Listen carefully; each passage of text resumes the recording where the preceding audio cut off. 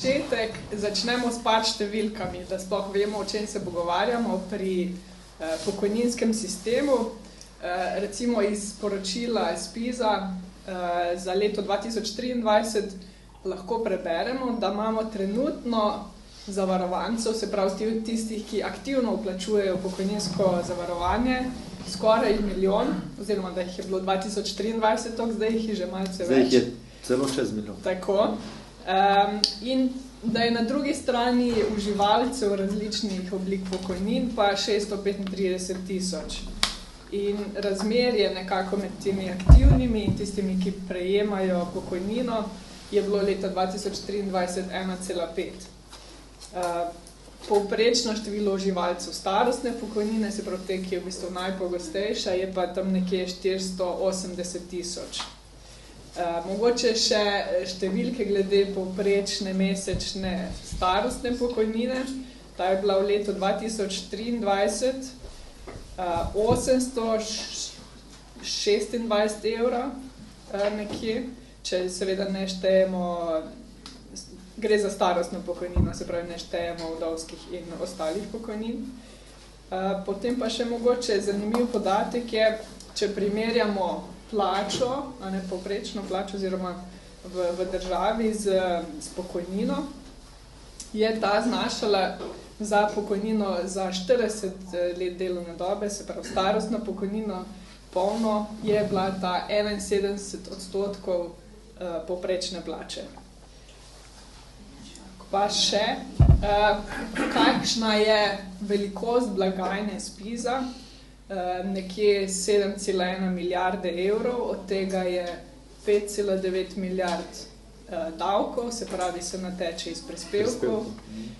In na drugi strani je potem še nekje 1,2 milijardi transfernih prihodkov, se pravi stvari, ki jih potem država še doplača in ki so transferi med različnimi ministrstvi.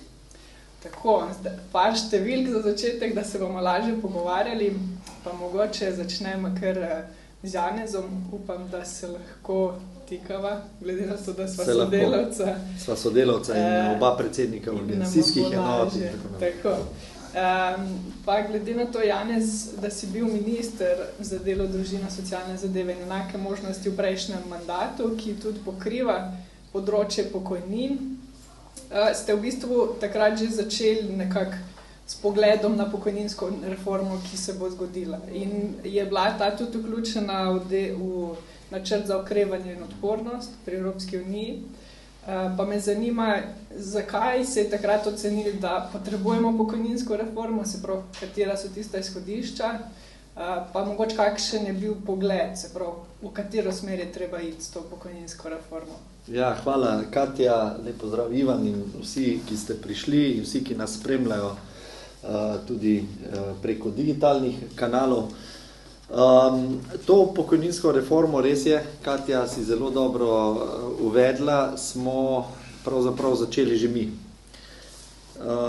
Dejansko vsi smo seznanjeni s tem, kakšni so demografski trendi. Žal se kot preostala zahodna Evropa, ne celoten zahodni svet, ker Amerika je tu izjema, zanimivo, oni zaenkrat nimajo takega demografskega problema, ampak tudi zaradi specifike njihovega, kako bi temu rekel, socialnega modela, vsi smo se učili o melting potu in tako naprej, to njim zaenkrat še vedno zagotavlja neko zdržno demografijo. Evropa, zahodna Evropa pa še posebej, tudi srednja, centralna, kamor mi spadamo, se pa pravzaprav spopada z hudo demografsko zimo.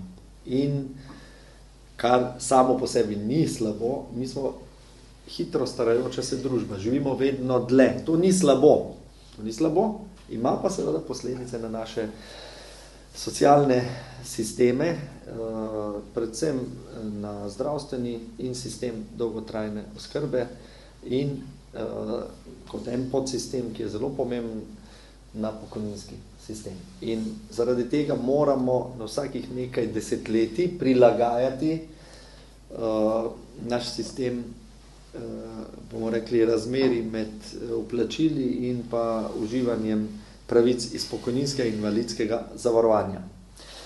In kot vsaka resna, odgovorna država in vlada smo se morali takrat na ministrstvu tudi lotiti teh zadev in ker vemo, da nismo najbolj pametni in ker pač na eni strani smo člani mednarodnih povezav, smo povabili in prosili tudi te mednarodne inštitucije, kot je Organizacija za ekonomsko sodelovanje in razvoj, Evropska komisija, predvsem te dve, za pomoč in podporo pri zastavljanju ciljev in potem tudi ukrepov te nove, lahko rečemo, neke tretje večje pokojninske reforme ali pa sprememb pokojninskega sistema v zgodovini samostojne Slovenije.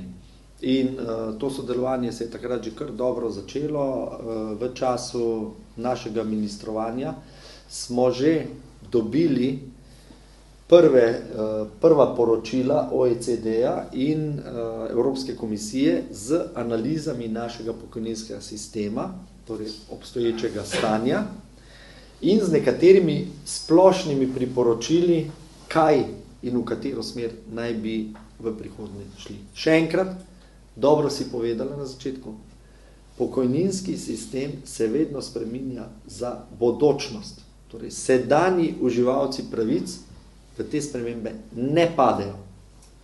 Ne padejo. Na sedanje pokojnine, na v preteklosti pridobljene pravice do uživanja, pravic iz pokojninskega in invalidskega zavarovanja, te spremembe ne vplivajo. Vedno se delajo za naprej, s pogledom za naprej in za tiste, ki so sedaj zavarovanci, torej vplivalo bo verjetno na prispevno stopno, kot na nas kot zavarovance in na bodoče zavarovance, aktivno populacijo, vplivalo bo na zahtevano aktivno dobo, torej zdaj se temu reče pokojninsko dobo brez dokupa, vplivalo bo na odmerni količnik in na potem usklajevanje indeksacijo pokojnin v bodoče. Mi smo to začeli. OECD in Evropska komisija sta v času našega mandata dali že prva poročila. Glavna ugotovitev, jaz ne bom pozabil tega, glavna ugotovitev na tej predstavitvi OECD-ja in Evropske komisije in pa naših strokovnih služb je bila takrat, presenečeni, da, ali pa tudi ne, da je naš pokojninski sistem nesorazmerno, močno nagnjen v smer solidarnosti, torej v smer prejemanja pravic, ki jih nisi vplačal. Pokojninski sistem v osnovi je zavarovanje. Zavarovanje je pa sistem, ki temelji na vplačanih prispevkih. Najbolj pravičen sistem je, več kot vplačaš, več dobiš. Če nič ne vplačaš, nič ne dobiš. Nisi del pokojninskega sistema, ampak spadaš, so potem socialni sistemi in tako naprej. Ne?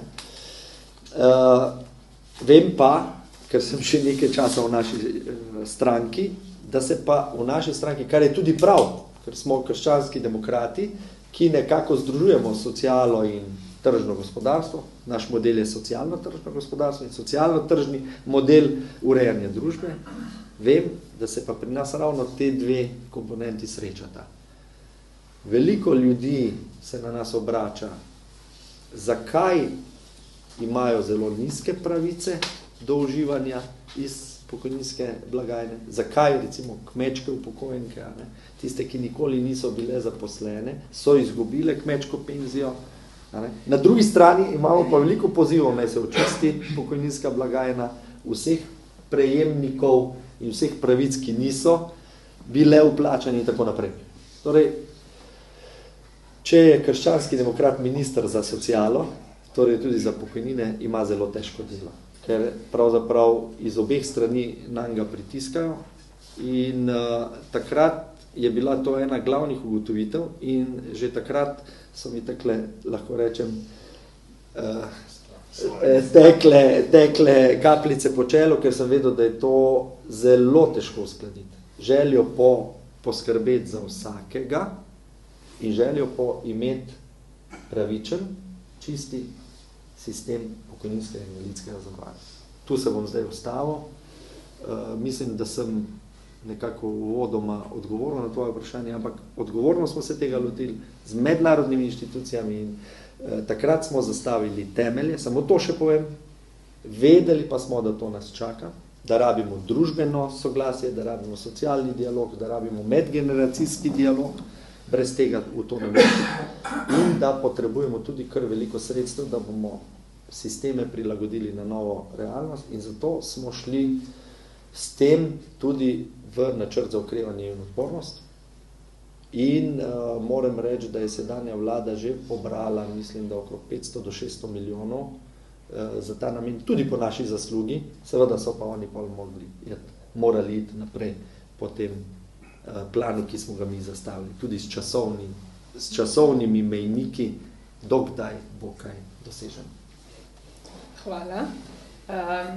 Zdaj, gospod Robnik, Janez je že začel govoriti v bistvu o pomanjkljivostih sedanjega sistema. Pa glede na to, da ste vi član komisije tudi za pokojnine pri ZDUS-u, me zanima, kaj vi opažate čist iz prakse med upokojenci, kje so zdaj ti glavni primanjkljaji, recimo sedanje ureditve, in bi bilo treba upoštevati tudi pri nekak snovanju nove reforme.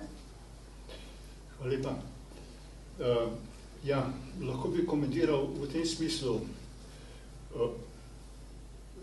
je nekaj pomanjkljivosti, nekaj diskrepanc v sedanjem sistemu. Ampak izhodišča reforme bodoče pravzaprav ne gredo v odpravi teh diskrepanc, teh pomanjkljivosti oziroma nesorazmerij.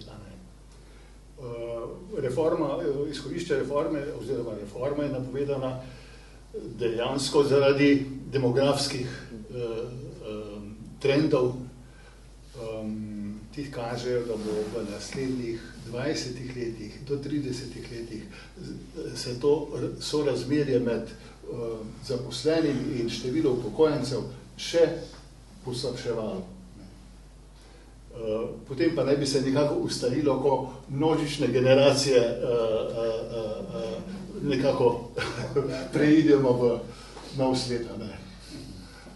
Tako da reforma je napovedana in se pripravlja dejansko v smislu prilagajanja sistema tem razmerjem, ki se napovedujejo. Demografsko dajo napovedati. Vse veste, demografija na kratek rok se veliko naredi, da se dolgoročno ugotavljati, kam grejo zadevo. Samo če smem, mislim, migracije pa zdaj zapolnjujejo ta veliko to vrzel. Delno, če ne bi bili dosti na slabšem v pokojninskem sistemu. 1000 zavarovancev, pa 750 za govorim na pamet, veliko prejemnikov pokojnine pomeni, da migracije dobro zapolnjujejo vrzel. Delno. A delno, če so delno. Poglejte, tam okrog leta 2000 je bilo razmerje še tam 2,5 nekaj takega, aktivnega zaposlenih na enega upokojenca. Zdaj je 1,5. Celo je bilo že slabše, 1,37. Tako. Je še poslabšno, tako. A seveda. Zdaj je malo boljši, ker imamo res polno zaposlenost. Tako je, ja. Tako da, seveda, če lahko kar pokomentiram gospoda Janeza izhodišča, da se reforma pripravlja predvsem za naprej in da ne vpliva na sedanjo. Žal, v izhodiščih je to seveda res. Ampak nekatere spremembe lahko vplivajo tudi na položaj sedanjih upokojencev. Tako da lahko o tem mogoče v nadaljevanju povemo kaj več, ker smo na Zvezi društev upokojencev smo tudi imeli že predstavitev teh izhodišč pokojninske reforme, ki jih je vlada nekako potrdila. A ne. To še ni zakon, to so samo vsebinska izhodišča. A ne. In smo tudi na krajšo obravnavo, razpravo o tem izvedli in smo kar nekaj momentov, a ne, iz teh napovedi pravzaprav videli, da so lahko problematični, no, a ne, tudi za obstoječo upokojensko populacijo. Mogoče sam dodam, Ivan je sigurno tule veliko bolje informiran kot jaz, ker ti si tudi član pogajalske skupine ZDUS-a, ne, ki se bo pogajala glede tega. Ali se že pogajate, ne? Tako da Ivan ima neposreden upogled v to zadevo. Ne? Žal pogajalska, no, jaz nisem časno član NSI-a in tudi tega našega združenja. Ne? Tako da me pravzaprav zanima, na eni strani zastopam pravzaprav svoja stališča v Zvezi društev upokojencev, istočasno seveda me zanimajo tudi stališča stranke. Ne, tako da, to je super, to je najbolj pozitivno, da imamo take ljudi. Tako da pogajalska izhodišča. Izrecno je poskušala vodstvo ZDUS-a doseči vsaj to, da bi bili opazovalci teh pogajanj v socialnem dialogu. Ampak ni šans, niso vas pripričali. Ni šans. Tako da neke formalne pogajalske pozicije sploh nimamo. Zveza društva upokojencev nima. Seveda pa jaz bom poskušal, če se bom s stališčem seveda strinjal, bom poskušal tudi na ZDUS-u doseči to, da smo se reči bolj glasni.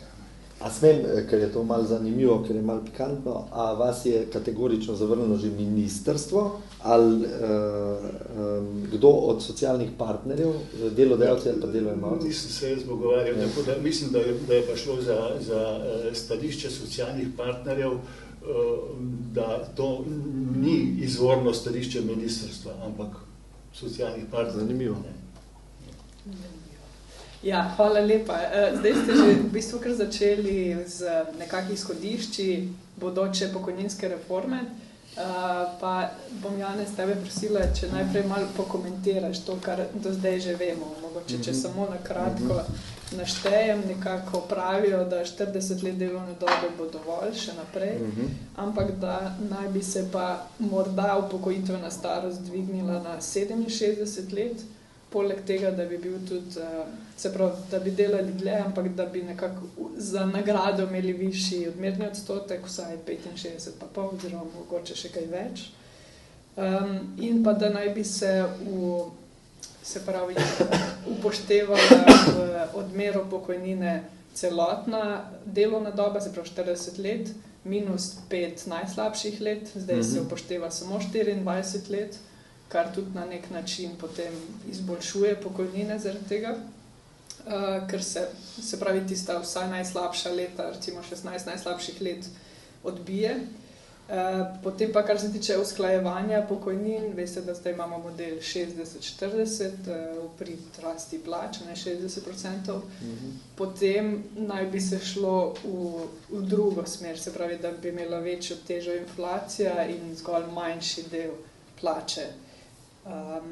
Tako, zdaj, kar se tiče čisto uveljavitve, kdaj bi začela ta reforma veljati, naj bi bilo to z letom 2026, pri čemer se takrat še ne bi začele izvajati neke bistvene spremembe, ampak bi spremembe se potem postopno uvajale od leta 2028 do 2035, ko bi se potem v celoti uveljavila ta reforma. Tako da res se bo to poznalo predvsem tistim, ki šele vstopajo na trg dela oziroma bodo vstopili na trg dela tam do leta 2035. Pa me zanima, Janez, kako komentiraš, da je do zdaj znana izhodišča tudi z vidika programa NSI, kaj lahko rečeš in kje bi lahko še kaj izboljšali? Ja, mogoče samo ena opaska še na tvojo izjavo, midva bova še na trgu dela, torej čez 10 let, če bo vse v redu, no? Ne? Čez 11 let, tako da že naju bo tudi to zadevalo.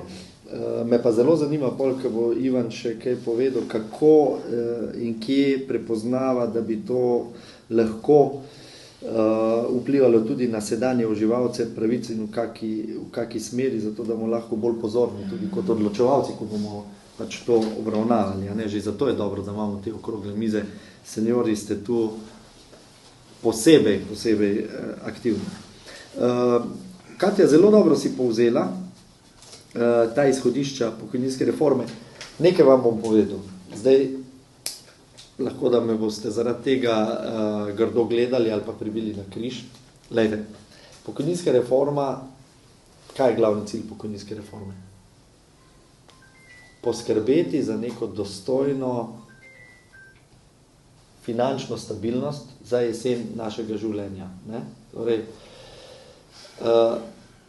aktivno dobo si oddelal, prispeval si veliko k izgradnji družbe in tako naprej in si se v tem času si bil socialno zavarovan, si vplačeval zato, da boš na jesen svojega življenja, ko pač telo ni več tako fit in tako naprej, ko se boš, predvsem v Sloveniji to velja, ko se boš sam odločil, ne, ko bo delodajalec rekel, ne, ker v Sloveniji je to kar predvsem osebna odločitev.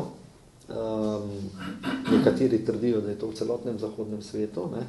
Da ne smeš na podlagi osebnih okoliščin, ker starost je ena izmed osebnih okoliščin ali pa izpolnitev pogojev za starostno pokojnino, kakorkoli, da boš takrat dostojno preživel jesen svojega življenja. In temu je namenjena dejansko vsaka pokojninska reforma. Da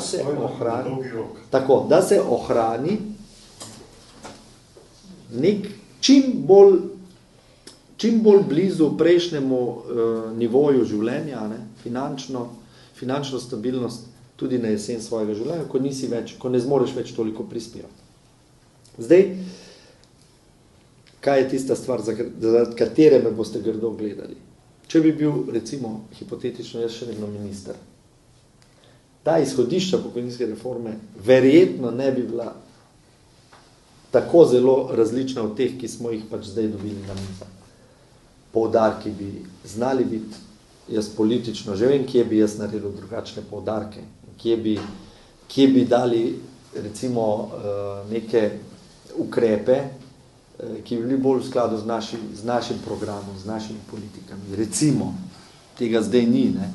Jaz bi, ali pa NSI bi tu gotovo odpravila omejitev števila upoštevanih otrok pri skrajšanju pokojninske dobe brez dokupa ali pa pri višjem odmernem odstotku. Zdaj je omejitev na 3 otroke, ne? In tudi predlagana je na 3. Zakaj to omejevati? Poslušajte, teh družin z veliko otroki je to premalo, da je to v finančnem smislu čist brez veze omejevati. Ne? Upoštevajo vsakega otroka, pa daj ljudem možnost, da se jim poplača, končno poplača tudi vse neplačano delo in prispevek, ki so ga dali tej družbi. Ne? Potem bi iskali več možnosti za neke kmečke pokojnine. Ne?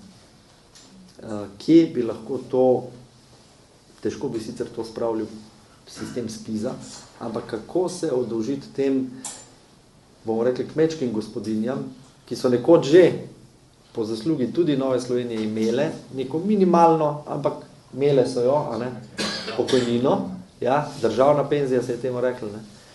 Kako za njih poskrbeti, pa ne v okviru sociale, zato ker jim je pod častjo, a ne. Mi smo, ko smo bili na ministrstvu, probali preko varstvenega dodatka in tako naprej to poskrbeti. Pa še kak poudarek drug bi bil, ne. Mogoče se ne bi lotili takoj višanja starostne meje, kot si rekla 67, ampak pomembno je, da obe v izhodiščih se predlaga zvišanje obeh starostnih mej, spodne in zgornje. Torej zdaj je 60, 65, po izhodiščih je predlog 62, 67. Vse to je razumljivo.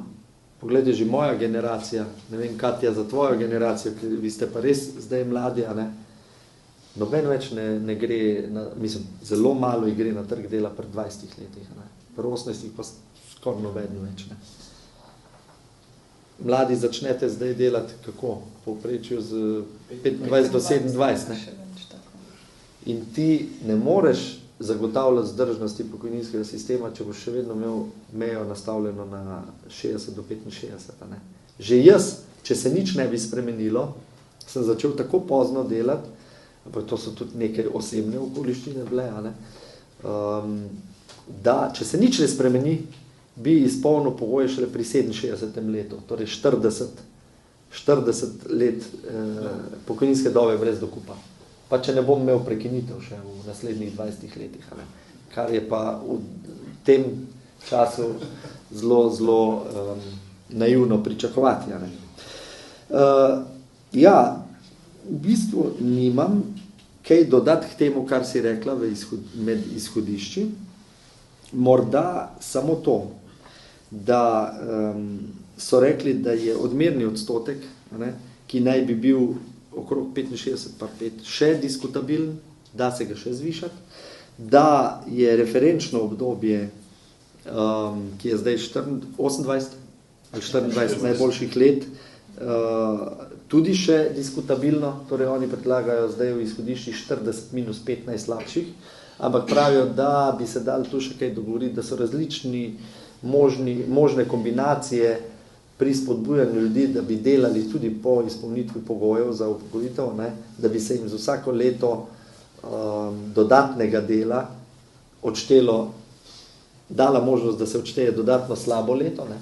Torej, če ti delaš eno dodatno leto po izpolnitvi pogojev, 40 minus 6, če 2 leti 40 minus 7 in tako naprej, ne. To je vse v interesu tega, da ljudi zadržiš čim dlje v delovni aktivnosti. No, mi pa mogoče se ne bi lotili tako hitro, če bi NSI to delala, višanja te upokojitvene starosti, ker mi imamo še vedno rezervo v okviru tega 60 do 65. Ne?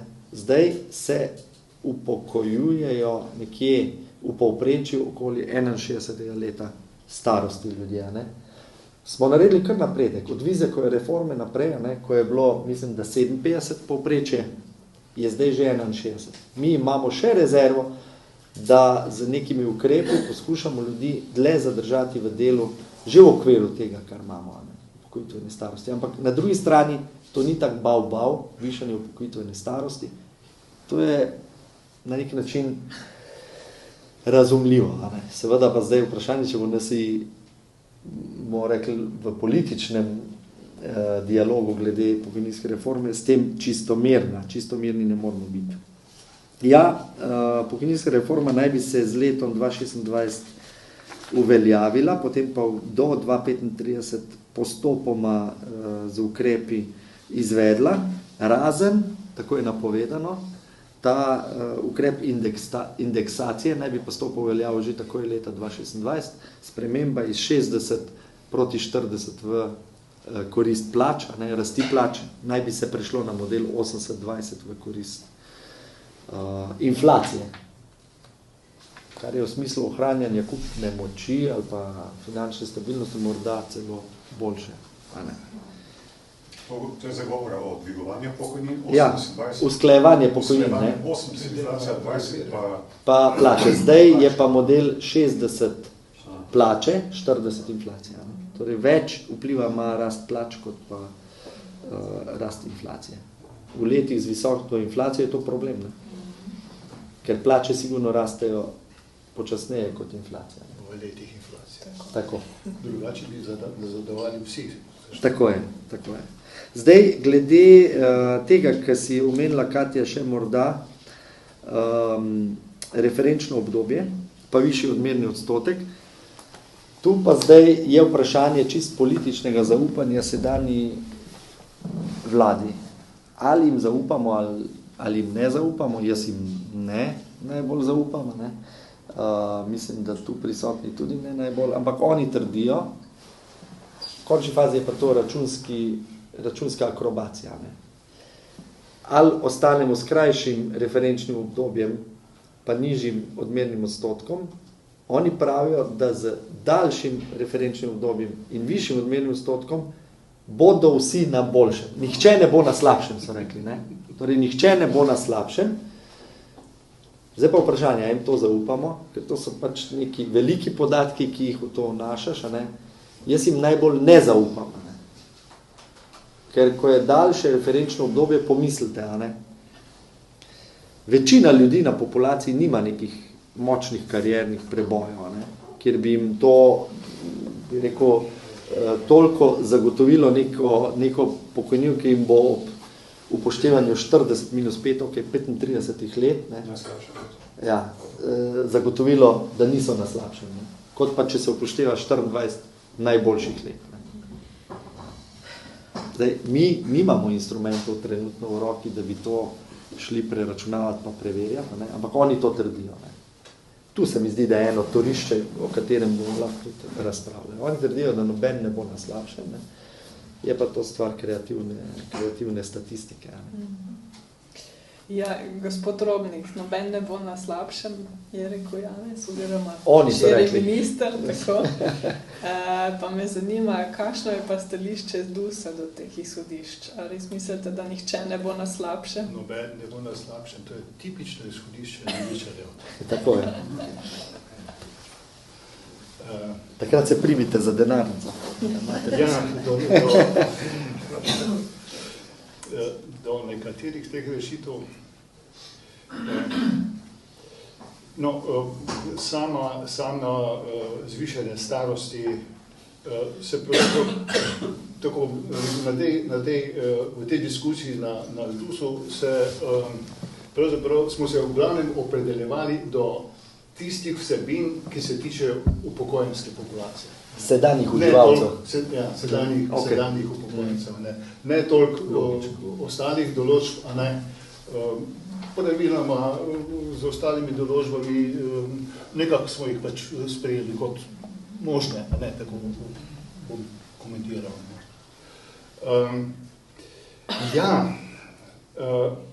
Ta sprememba podlag za letne uskladitve, a ne, sedaj 60 plače, rast plač, pa 40 inflacija. Primerjalni izračun je bil opravljen za obdobje zadnjih 6 let, 19-24, letošnjo uskladitev tudi. Ključno. In je izračun po eni varianti in po drugi varianti, a ne, je izkazal, da bi bilo usklajevanje na podlagi končnega predloga 80% na račun v skladu z inflacijo oziroma rastjo življenjskih stroškov in 20% rast plač za 4% nižji od sedanje ureditve.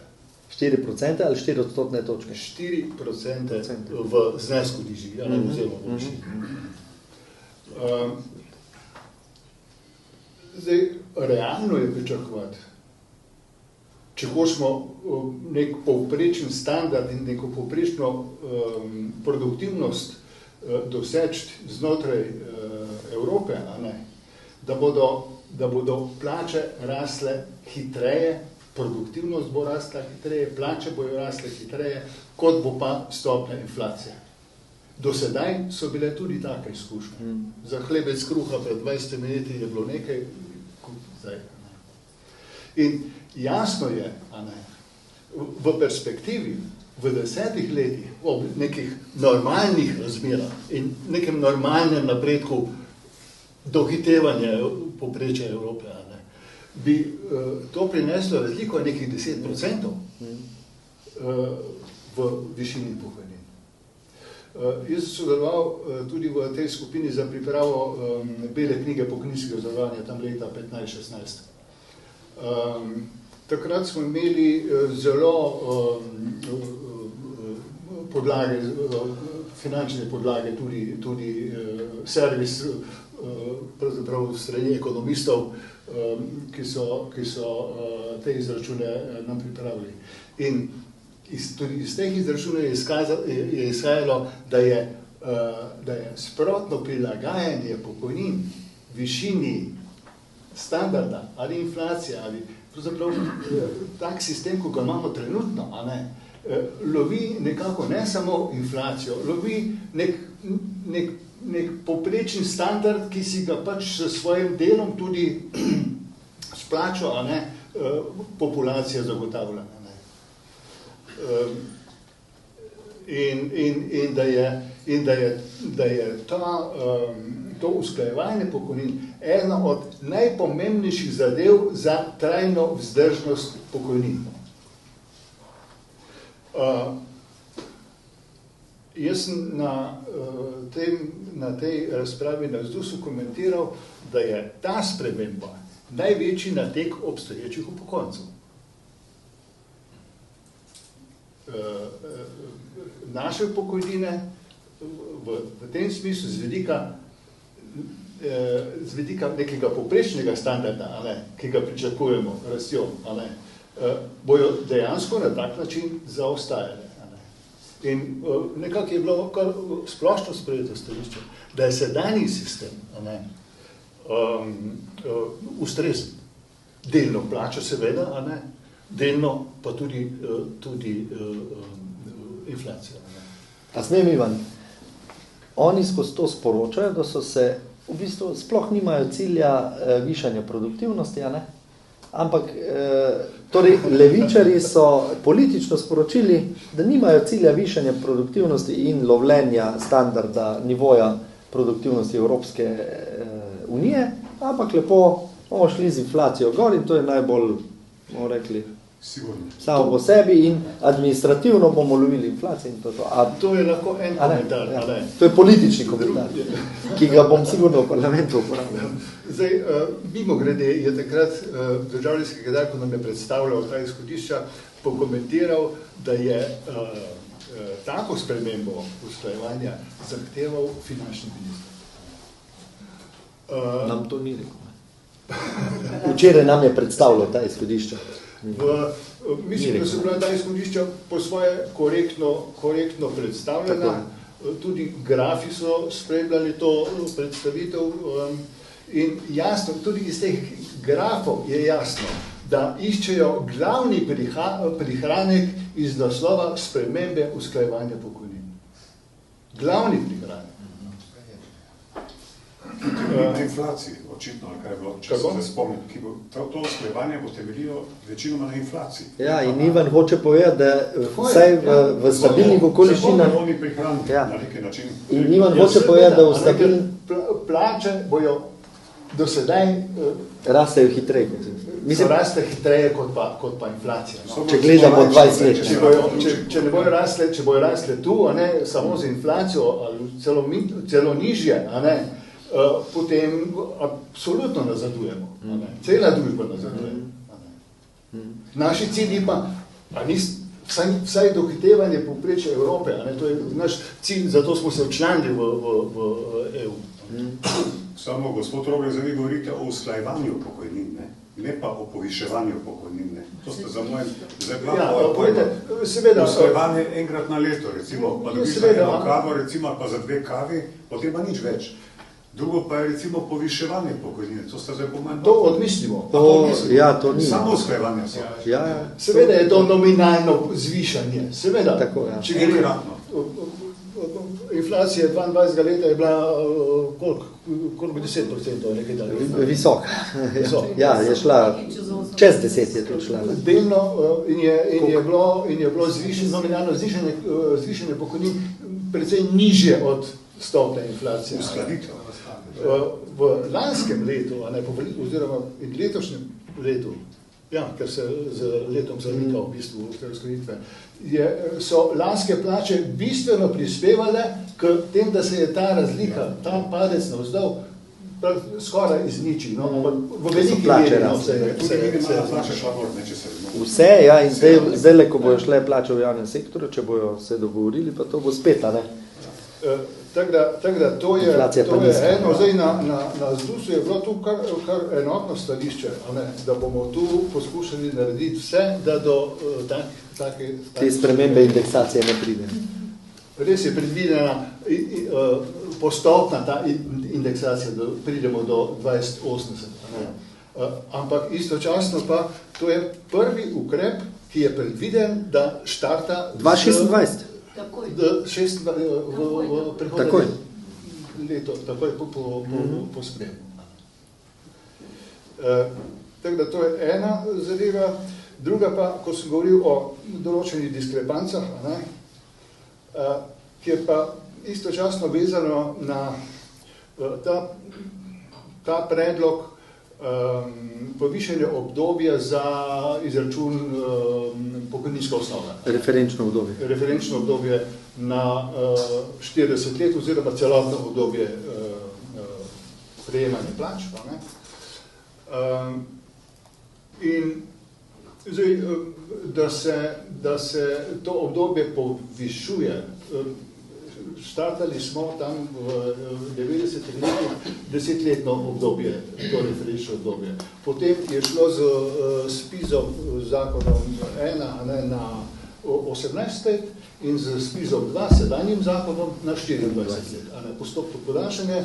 Vedno je bilo to utemeljevano s tem, da poskušamo zajeti čim bolj realno osnovo za višino pokojnin, ker dejansko, če rečemo, da so prispevki od dohodkov, tisto izhodišče, ki ta sistem vzdržuje, in da je pokojnina neka lovi to sorazmerje. Istočasno je bilo pa to tudi utemeljevano s tem, z vzdržnostjo pokojninske blagajne. Ravno zato, ker so bile tudi računske ugotovitve, da dejansko podaljševanje tega obdobja znižuje pokojninsko osnovo. Do sedaj je bil princip 10, 18, 24 najugodnejših zaporednih let, oziroma v zaporednem obdobju. V celem pasu. Ja, v pasu. In se to matematično ugotavljalo, seveda brez računalniških programov nikamo ne bi. Zdaj, prvič ne vem, zakaj, zdaj drugačen princip. 40 minus 5 najugodnejših. Najslabših let. Je to bolj ugodno za državo. Zdaj, a veste, če imamo nek sistem, ki je bil 3-krat uporabljen, oziroma 2-krat potem z zviševanjem, zdaj pa ga naenkrat nekaj spreminjamo, pa tudi neke realne primerjave ni. To je tudi neka megla zraven. Drugič pa mislim, da je tu res veliko prostora, zakaj naenkrat skok od 24 na 40, oziroma da se tako sliši 40. Zakaj ne po prejšnjem sistemu pač to podaljšati, pa je svem 30, 32 najugodnejših let, se pa spet zelo približamo, to je pa že zelo realno.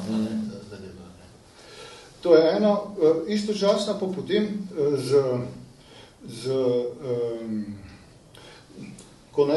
ker naj bi bili bodoči upokojenci glede pokojninske osnove malo prizadeti z tem 40-letnim obdobjem, podaljšanjem, pa za 2% višjo odmera.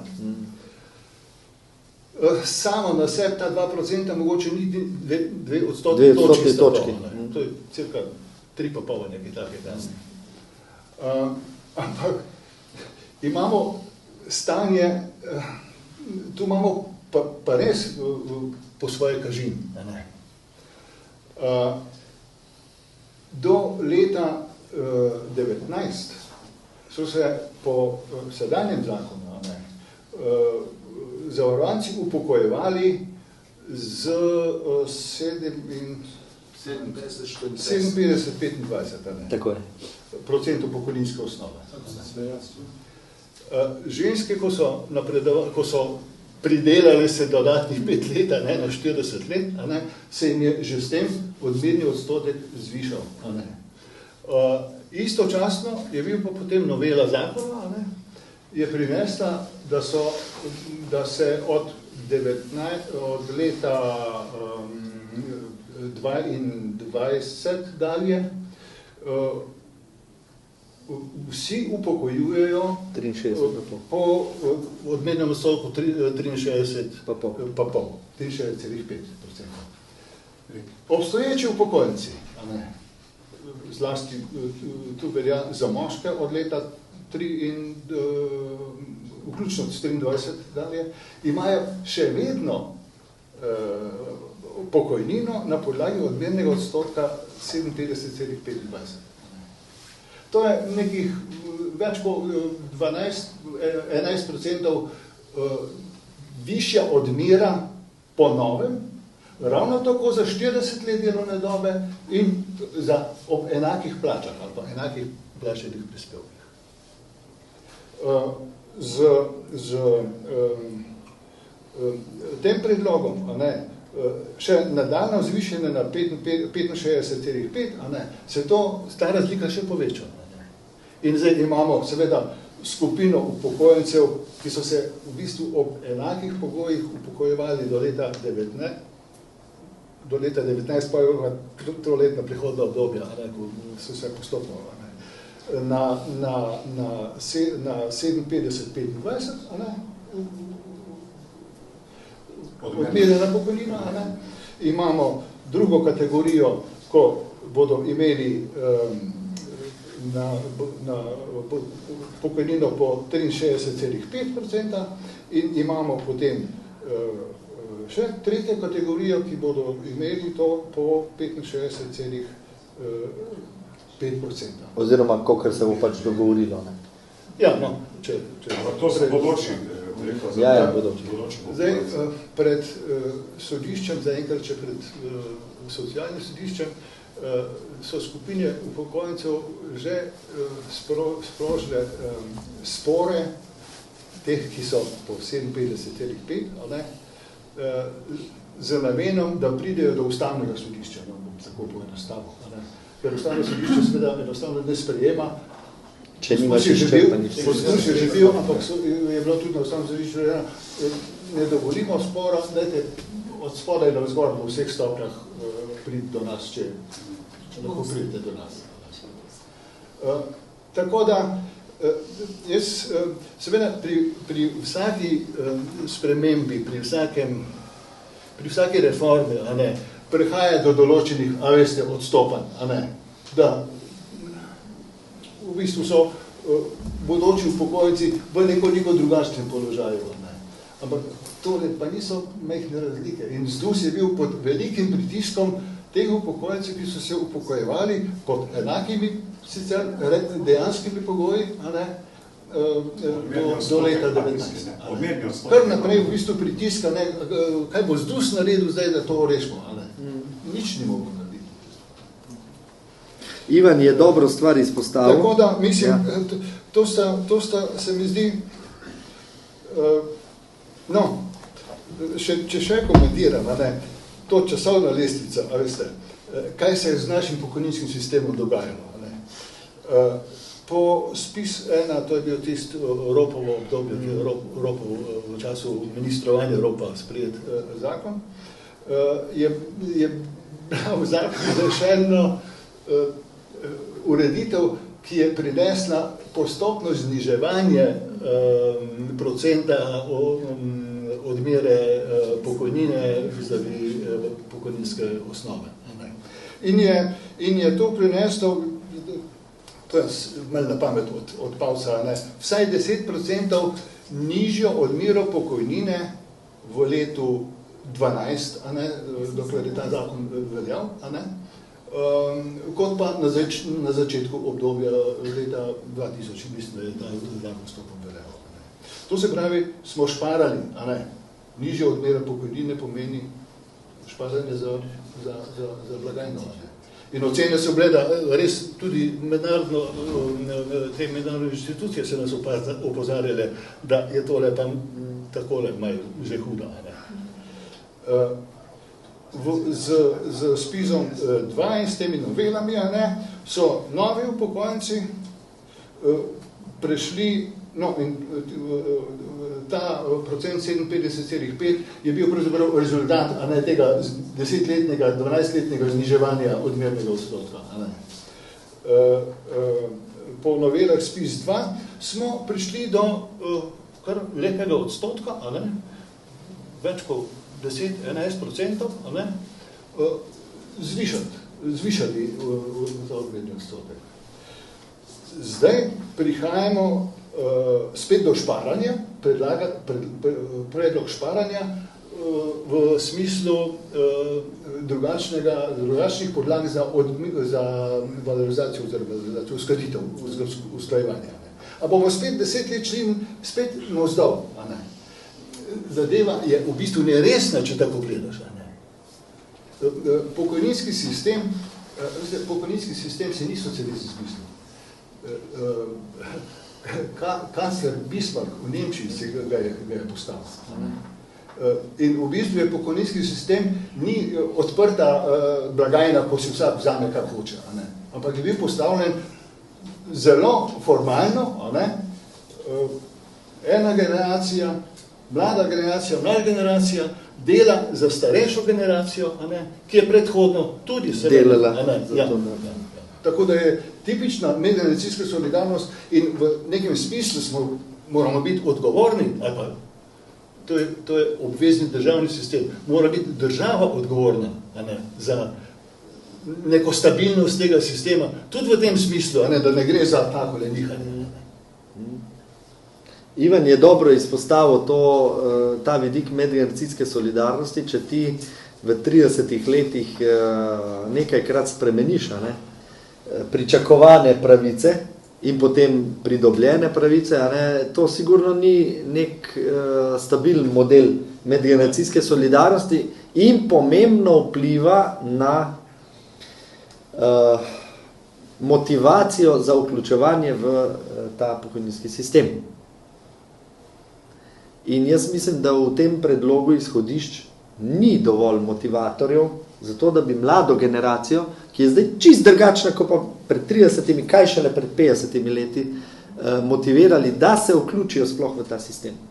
Če danes vprašaš mlade, vsaj en delež mladih, ki je pa pomemben, a ne, zdaj imamo malo aktivnega prebivalstva, imeli ga bomo še manj, a ne, če zdaj njih vprašaš, reče, vse mi ne bomo imeli kakih penzij, a ne, sam moram zase poskrbeti in je tu, bomo rekli, srž pa izziv za državo v prihodnje, a ne?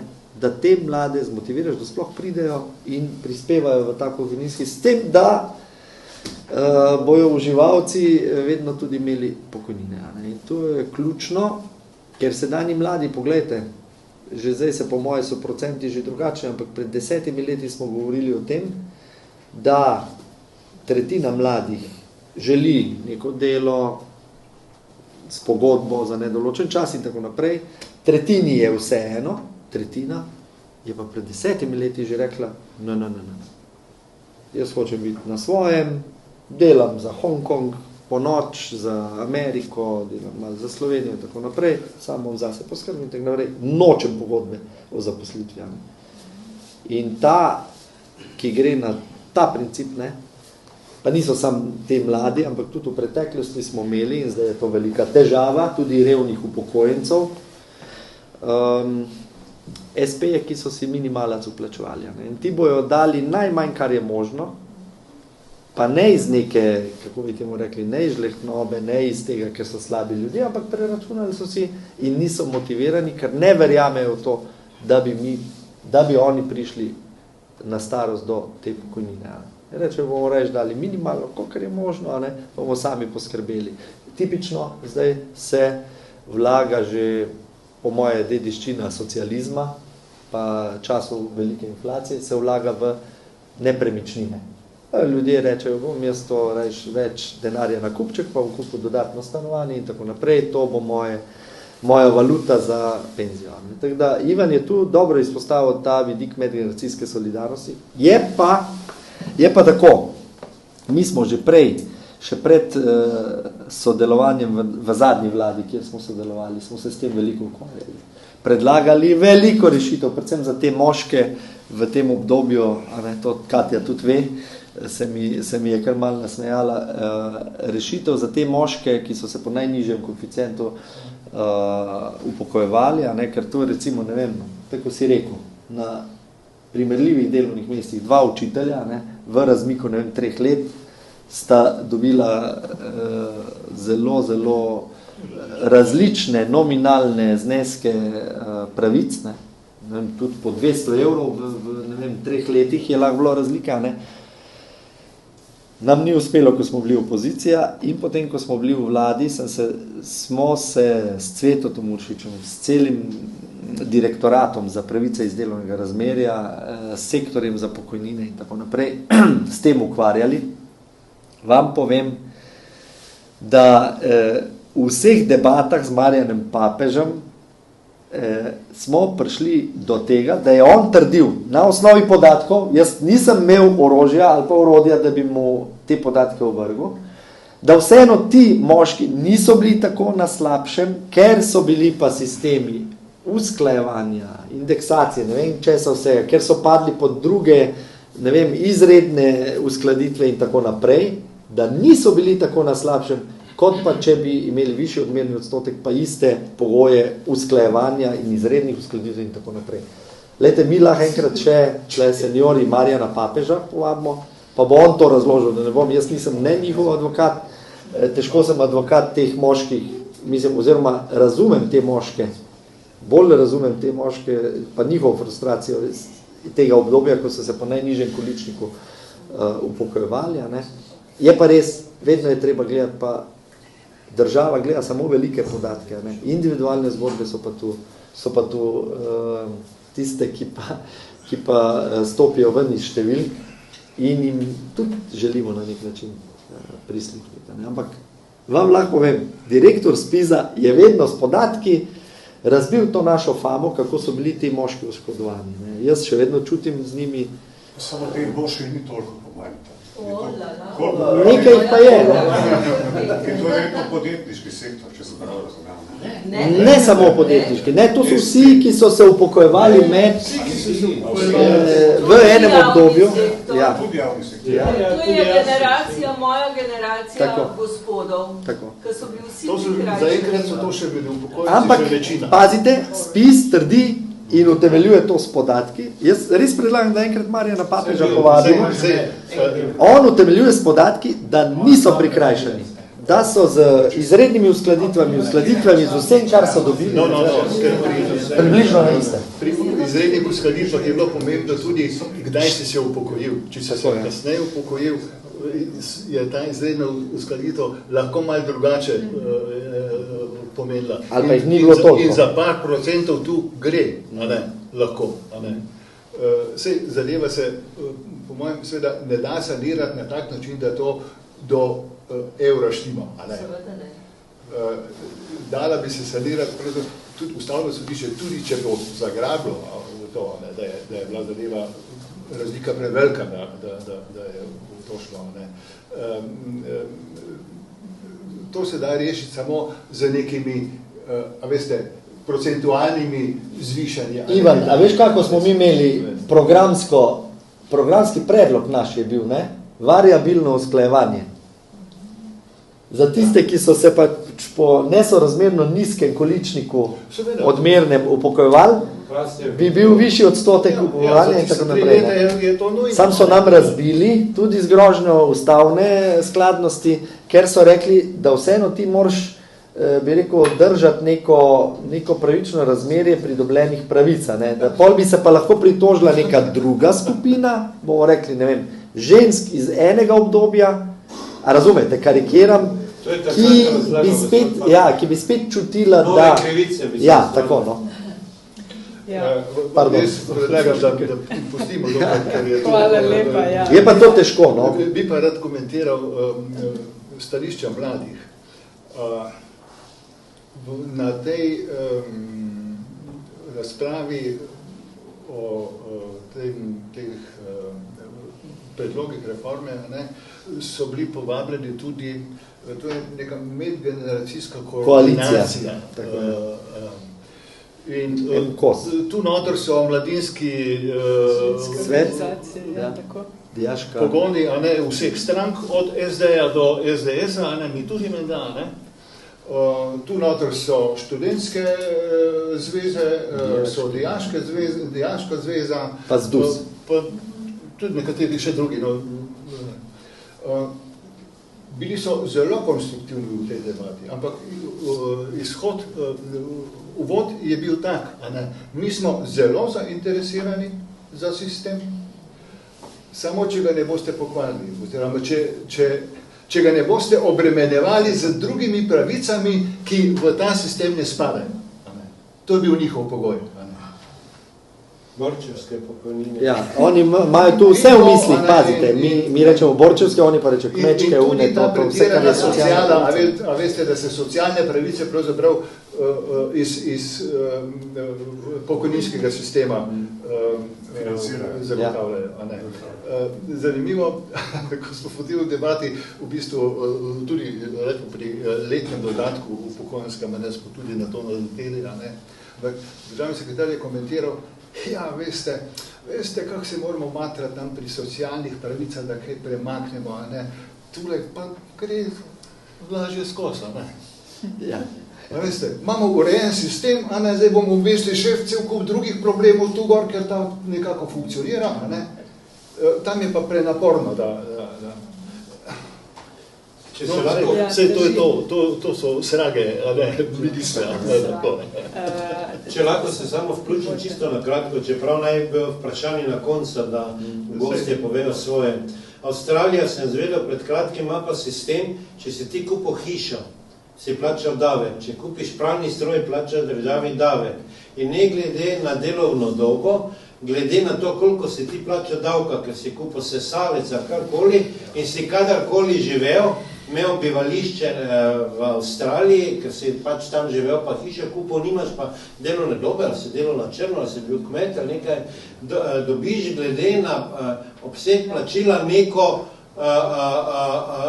dajatev in mama od tega mojega prijatelja je dobila, zato ker so živeli 2 ali 3 leta in so imeli tam hiše v Avstraliji, pa nič delovne dobe, je dobila 300 € in to prošnjo si mogel vsako leto obnavljati, pa dokazovati, da so ti jo sproti izgledali na budžet ali karkoli dajali. In bi bilo zdaj mogoče za te kmečke žene pogledati ta avstralski sistem, ker na koncu plačujejo davek. Od kmetijskega zemljišča, od tega, kaj prodajo, da bi potem neki odmerni odstotek na ta način pa avstralske modelo pa te ženske lahko dobile. Zdravko in ostali, če si dobro prebral socialni sistem, ki smo ga na zadnjem kongresu potrdili, je noter izhodišče piše in ni čist direktno na kmečke ženske, ampak piše, da bi uvedli tudi neko nadomestilo izgubljenega plačila za tiste ženske, za starša, enega od staršev, ki bi izstopil iz trga dela zaradi nege in varstva otrok. Poglejte, jaz sem v tem času, ko se zdaj intenzivno s tem ukvarjamo s socialnim programom in pa zdaj s pokojninsko reformo, že dobil eno idejo, ki jo bomo pa lahko izvedli, ko bomo v vladi, po 2026. In sicer z zakonom bi uvedli družinski prejemek, ki bi temeljil ali na tem, da si ti izstopil iz trga dela, torej bil si že prej na trgu dela, mogoče bomo dali nek pogoj, kako dolgo, ne vem, izstopil iz trga dela zaradi nege in varstva 3 ali več otrok, 4 ali več, bomo videli, to je treba dogovor sprejeti, ali da izpolnjuješ neke pogoje, da si bil, ne vem, da si imel status kmeta, zavarovan po drugem članu, torej da tebi ne pripada, bi rekel, ta nek pokojninski prejemek, ali pa socialni, in bi to bil družinski prejemek, s katerim bi rešili več muh na en mah, malo bi nagovorili demografijo za sedanje aktivne in tako naprej, in pa nekako dostojanstveno poskrbeli tudi za te kmečke ženske, ki so pač v preteklosti veliko dale, pa ne toliko skupovanje pralnih strojev, pa hiš pa tega, ampak to so ženske, ki so ponovadi, ne vem, povprečju sigurno vsaj 3 otroke do kruha spravlja,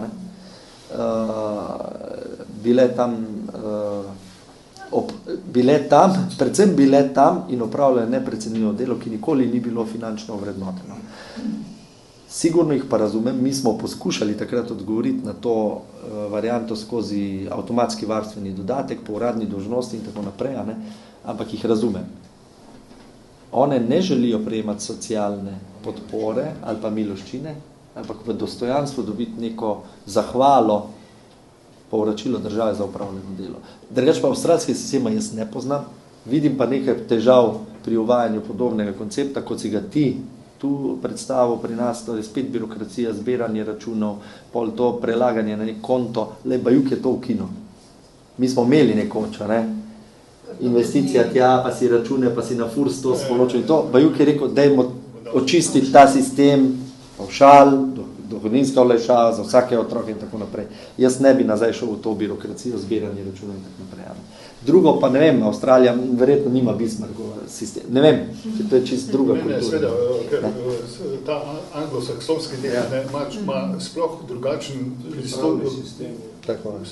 sistem pokojninskega. Tu nisem najbolj navdušen na tem. Vidim pa možnost, da bi z nekim zakonom uvedli družinski prejemek za. Da ovrednotimo, naj pa država kot družinski prejemek ovrednoti neovrednoteno delo za narod, za demografijo.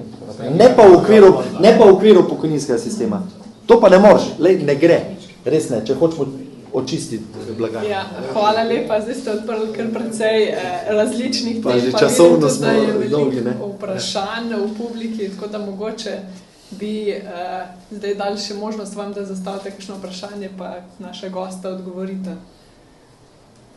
Ker roke gor, prej sem jih videla par. Ja, povejte. Drago. Jaz bi samo, moja žena, pa jaz smo se približno enako pogojila z istim količnikom, pač z istim dnevnim, 1000 pa še nekaj, z isto. Ona ima zdaj 300 evrov večjo plačo, pa jaz. Penzijo. Penzijo, no. 300 evrov razlike. A takrat v obdobju, ko so moški imeli 57 pa... 57, ja. Ono ima 63. Plače pa sta imela podobno. Plačo pa sta imela podobno. Podobne, ja. Ja, vidiš, no, to je to. To je to, o čemer smo prej govorili.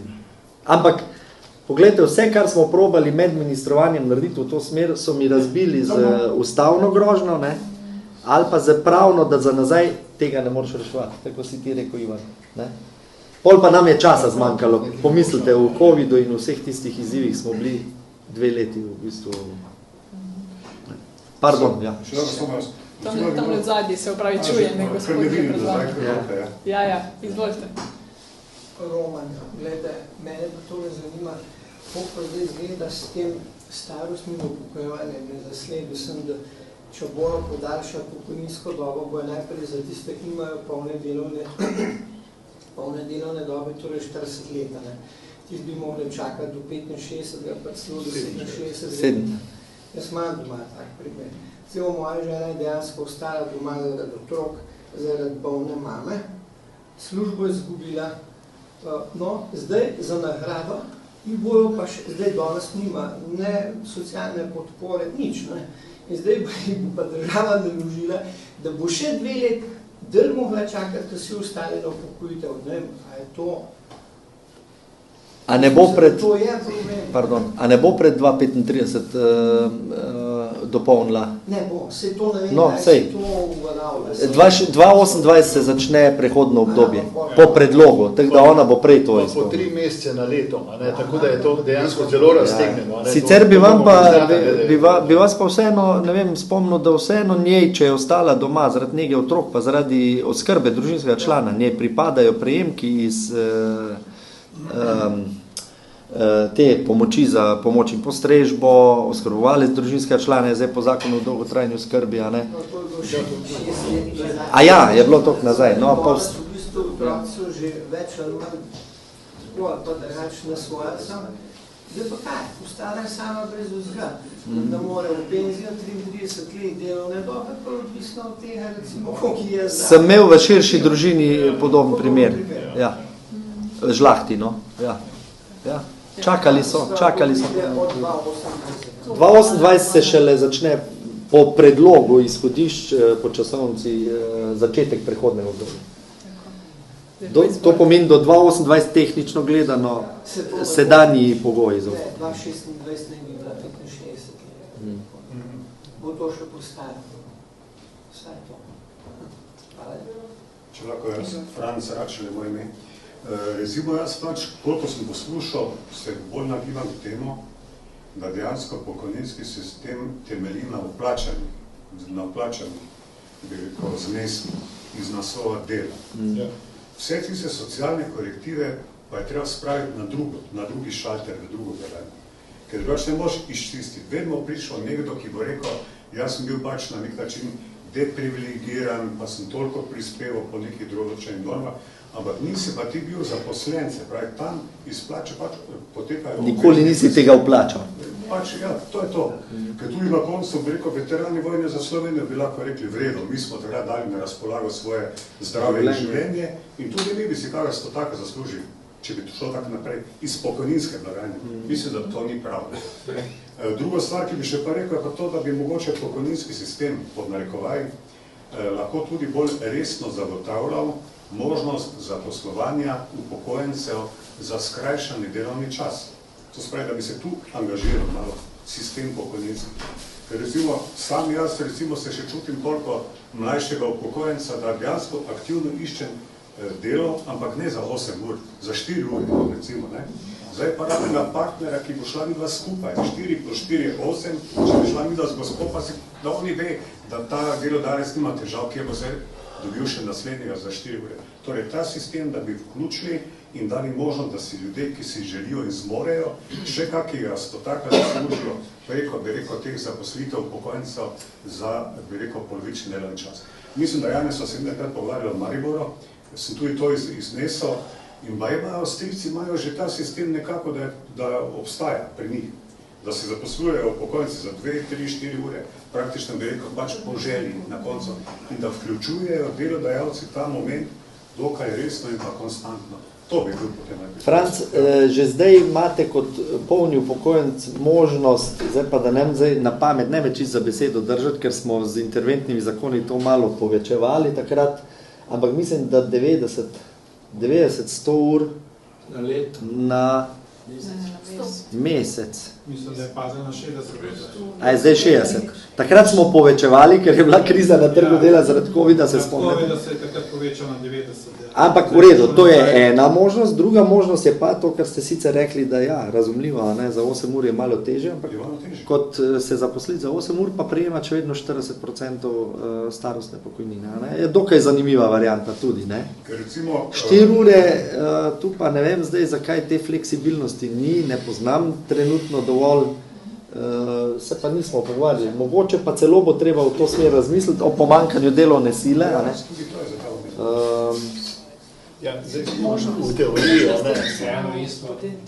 v socialni teoriji so ti sistemi obvezni zavarovanja predvideni,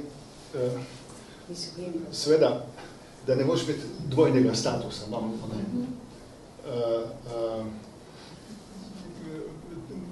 Tako da pravzaprav je bil predviden, da takrat, ko pač zaradi starosti, zaradi invalidnosti, nisi v stanju pač pridobivati. Ampak 8 ur je tam, tukaj bi bilo recimo manj. No,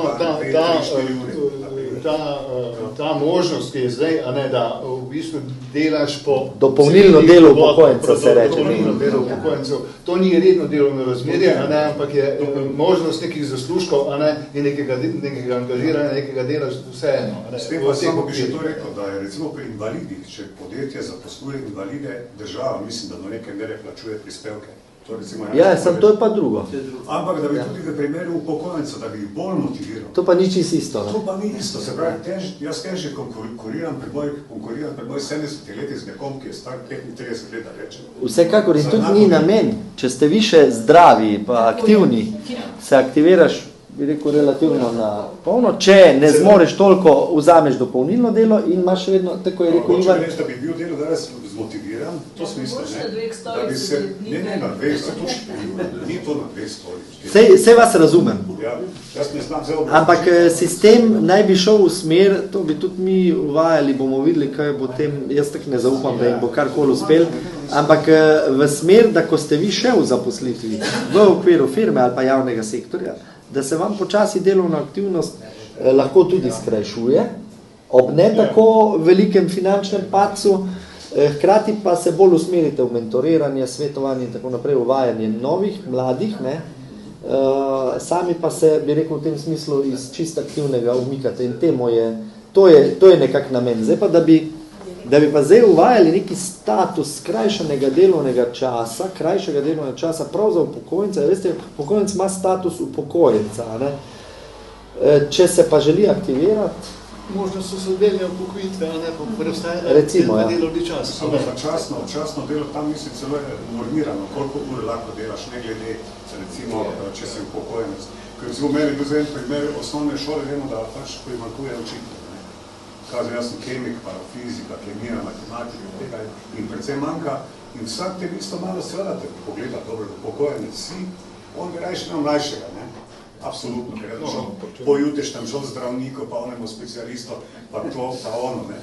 Sve, če bi država motivirala na nek način z nekim plačilom nekega prispevka in s tem na nek način veliko upokojencev. A ja, zdaj vas šele razumem, da bi se uvedle neke spodbude delodajalcem, da bi zaposlili. Da bi on pa še... Lejte, sej vam bom zdaj tak povedal, ni treba teh spodbud. Delodajalci vsi v javnem in v zasebnem sektorju so že zdaj dosti spodbojeni za pomanjkanje delovne sile. Tako da, če vi greste do šole, boste najdli način, da vas aktivirajo. No? Ja, resno, ne hecam se. Jaz v Mariboru živim, pa je Maribor res 100,000 prebivalcev, pa toliko osnovnih šol in ni enostavno v šolo tudi priti, čeprav je kvazi neko pomanjkanje. Se bo spremenilo v kratkem. Ravnatelju ali ravnateljci, sprejela, govorim zato, ker je več ravnateljic, na razgovor, našla bosta varianto, jaz sem tudi učiteljica in vam garantiram, da lahko bi delala več kot 100% in Franc, to se bo hitro spremenilo tudi v Mariboru. Zaenkrat delam tako malo, toliko kot pač zmoram. Kot kar sami želite, ne? In to je temu je namenjeno. Našli smo varianto, tako da sem v pomoč šoli v mojem kraju. Hvala. Povežite se, Franc, povežite se, da vam da malo na sveta. Tako, mogoče še samo zadnje vprašanje, potem pa... Bil se z ravnateljcem v stik in enim ravnateljem, to je neko razmerje tipično. Oni se mi moramo najprej v okolišno, tako se temu reče, prečekira, če imajo take rezerve oni pri teh učiteljih. Ja, malo morajo znotraj šole. Pridejo najprej učitelji, ki še imajo rezervo, to je res. Da pokrijejo potrebo. To je res. Šele potem Franc račeli. Zdaj pa res. Malo bojo prišli do Franca. Kot vprašanje, moje kolegice so se na Nizozemskem pogovarjale, to je gre za poklic radiološkega inženirja. In tam imajo zdaj že daljšo, starejše so imeli že prej upokojitev. In vse te dame so do 65. leta delale tako, kot je povedal gospod Franc, da so delale po mogoče 2 dni na teden. Več jih je pokrivalo delovno mesto, niso do tega, da so imeli neki, bi rekel, žepnino ali da nekaj za svoje potrebe, poročene, zdaj se pogovarjamo, te so bile poročene, mož je delal polno dobo, one so pa delale, bi rekel, skrajšano do 65. leta, ker niso imeli toliko odbitkov. Druga varianta pa je, ko so se pogovarjali z prijatelji v Nemčiji, se pa lahko tudi dosti prej, ker je neka kriza, vedno pride valovanje v proizvodnji, on se lahko upokoji že z 62 letom in ima zelo velike odbitke pri višini pokojnine. Ne glede na leta, ampak je dosti nižje in to zelo radi vzamejo recimo iz Srbije, iz Hrvaške, kjer potem ta pokojnina, ki ima ogromni odbitek, prihrani država, on še vedno ugodno živi recimo v Dalmaciji ali pa v Srbiji.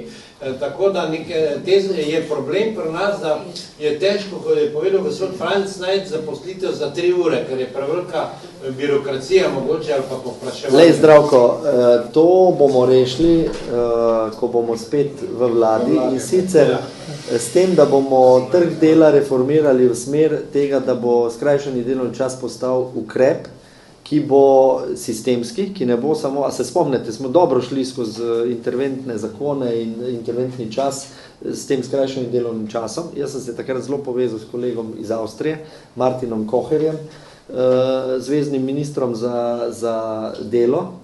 Oni nimajo socialo pa delo, imajo ločeno, ne, družina, sociala pa, oziroma imajo celo 2, sociala, družina, pa trg dela, pa gospodarstvo je skupaj, kar je bolj normalno.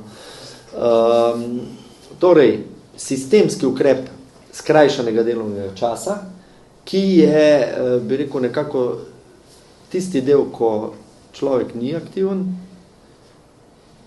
ali je v izobraževanju, ali pač zaradi nege otrok, ali nekih drugih preferenc, ki je pa skupaj sofinanciran strani delodajalcev pa države. A ne? Kot spodbuda za vse življenjsko izobraževanje, učenje, treninge in tako naprej, ali pa vlaganje v družino in tako naprej. A ne? To bomo, na nek način bomo na ta tvoj izziv odgovorili na tak način, da bomo šli v prilagajanje trga dela tudi v to smer. Ker danes ni več aktivnim prva stvar plača. V Sloveniji je še bolj visoko, kot pa ne vem, kje je bolj na severu, je pa prva stvar usklajevanje poklicnega in zasebnega življenja, potem čist kolektiv, a ne, delovni pogoji in tako naprej, potem pa nekje na 3., 4. mestu plača. V Sloveniji je mogoče še vedno plača prva, druga, ne? Ampak ljudem ne pomeni več to zahodnemu človeku, čist iz narave, pač stvari, a ne? Teorija nihala. Mi smo doživeli tako blaginjo, da ne vemo več, kaj bi s tem, a ne? In smo tako, in ti zdaj vrednost življenja meriš z drugimi kazalci, ne? Ja. In mislim, da bomo šli v to smer, no? Da bomo tudi po zgledu Avstrije, škoda, da pol jaz nisem bil več minister, ker bi lahko malo z njimi primere dobrih praks pogledali. Ja, ne? Hvala lepa vsem.